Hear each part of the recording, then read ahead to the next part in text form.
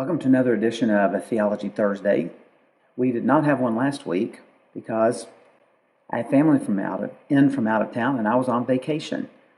And I actually have some more family coming in this weekend to get to enjoy them. So that got me to thinking about downtime, relax time, not always vacation time, just kind of a regular rhythm of having some downtime. And the Bible discusses this when it talks about the Sabbath day. The most obvious when we think about the Sabbath is, of course, Exodus chapter 20, the Ten Commandments, and the fourth command to keep the Sabbath day holy. But I want to talk about exactly what did that mean in their context, and then ask what possible connection it might have with us. So, in Bible times, probably 95% of people lived and worked on the family farm.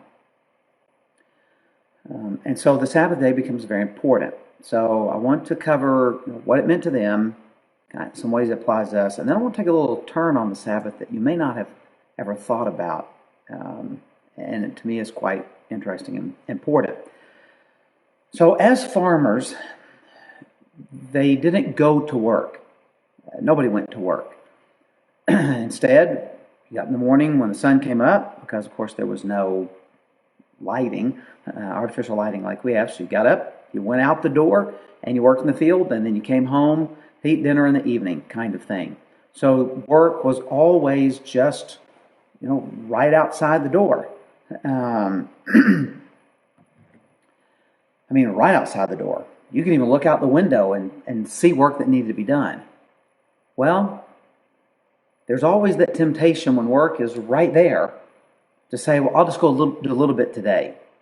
I'm just going to go check on that row. I'm going to check on this part of my field because of this particular crop.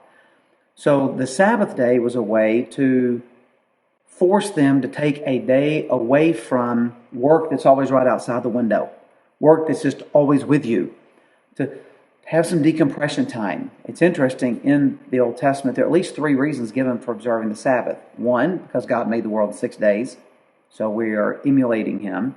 2, to allow yourself, your animals, your servants, your kids and spouse and everybody to have a day to physically be refreshed.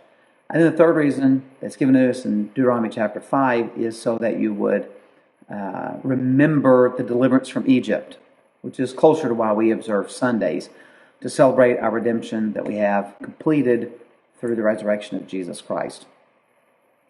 So that's where it was. Take a day, even though you can see work, don't do it. Stop, don't do it. Now you may be thinking, we don't live in that world anymore. Work is not outside. We're not farmers. I pastor in Chandler, Arizona, which is about 300,000 people. It sits right next to Gilbert, Arizona, which is another 300,000 people, and we're next to Mesa and Tempe and Phoenix and Albuquerque foothills, and there are millions of people live in the area where I live. And if anybody farms, most of them have they're more like gardeners than farmers. They're not farming for a living.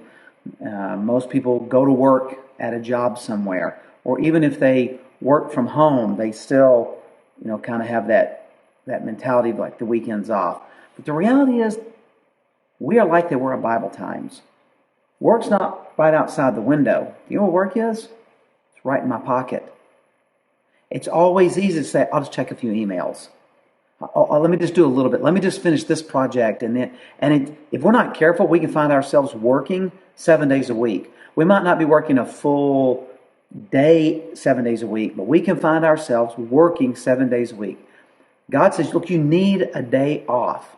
You need a day to get away from the routine, to get away from the grind, to kind of separate yourself from that. And so we've kind of come full circle, so to speak, because we can just, work's always right there. It's just always right there. It's always a phone call away, a text away, an email away. It can consume our lives if we're not very, very careful. And so the command to observe the Sabbath, though was said in an agricultural context, really applies directly to our context because of the fact that we live in such a connected world, we could work 7 days a week very easily. Very easily. So God says, look, work and work hard. That's part of the command. 6 days you will do all your labor, but rest on the seventh. So that's kind of where they were historically, agricultural. How it applies to us, because we just as easily can find ourselves consumed by work. Always one more thing to do. But then a third thing I want to talk about, just kind of put a little twist on this that I find fascinating in the Bible.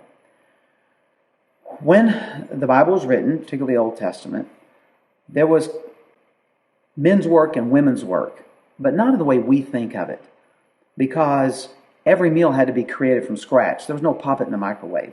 The dishes had to all be hand washed. Matter of fact, the dishes had to be handmade by the family there on the farm. The clothes, you didn't go buy clothes. You didn't even go buy material to make clothes. You had to shear the sheep yourself.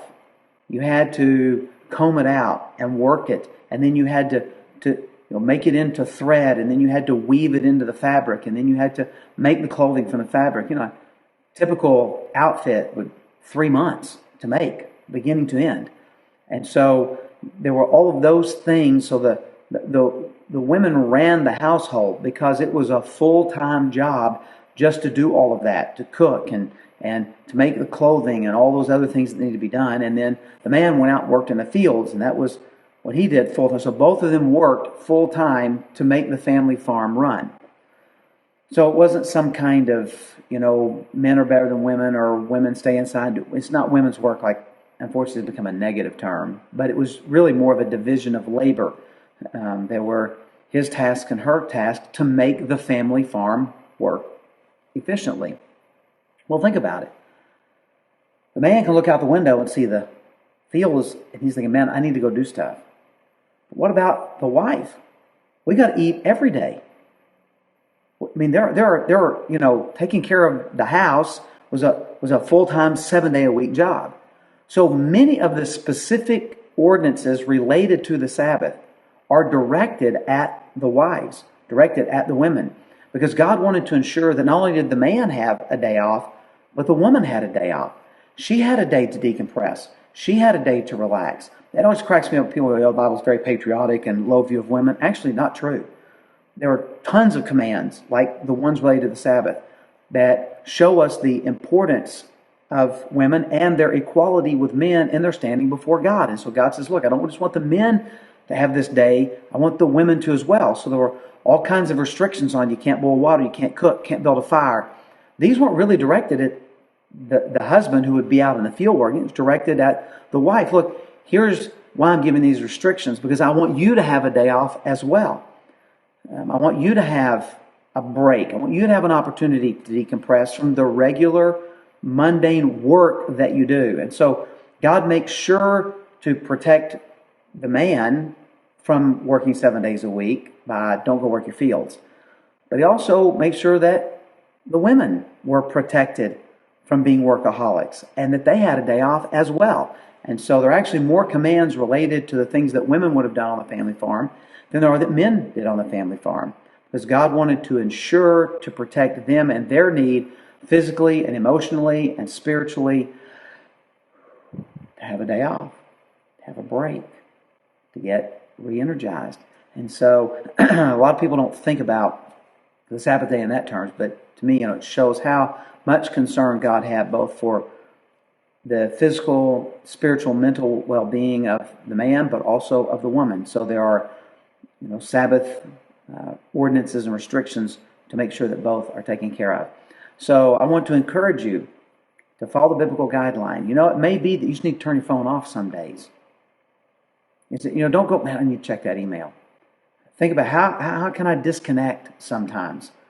It's very easy to go to work all day and then come home and do more work at night. So how can I disconnect for a little bit? This will actually make you a better worker. It'll make you a better person. It'll make you a little calmer. It'll make you more refreshed. God sat back on day 7 and said, I'm going to enjoy a day to celebrate what I did on these 6 days. You and I take a day, sit back, celebrate what God has done, and to refresh and renew ourselves as well. So I hope that you will observe the Sabbath in your life. this a break from the regular routine, and that you also will have some more extended times. Even Jesus would take extended times to be away to become refreshed. We call these vacations and holidays. And so they're very, very biblical. They're very, very necessary. And they're very, very good for us. So last week, I had an opportunity to decompress a little bit, spend some time with some family that came in. Through this holiday weekend, I'll have some time as well with some other family to do the same thing. And so remember, God is very, very smart. He is the wisest being ever. And if He says you need a day to disconnect from your normal routine, then we need a day to disconnect. So I hope you have some Sabbath time in your life and some extended times to get renewed and refreshed. So God bless you, and hope you have a great July 4th weekend.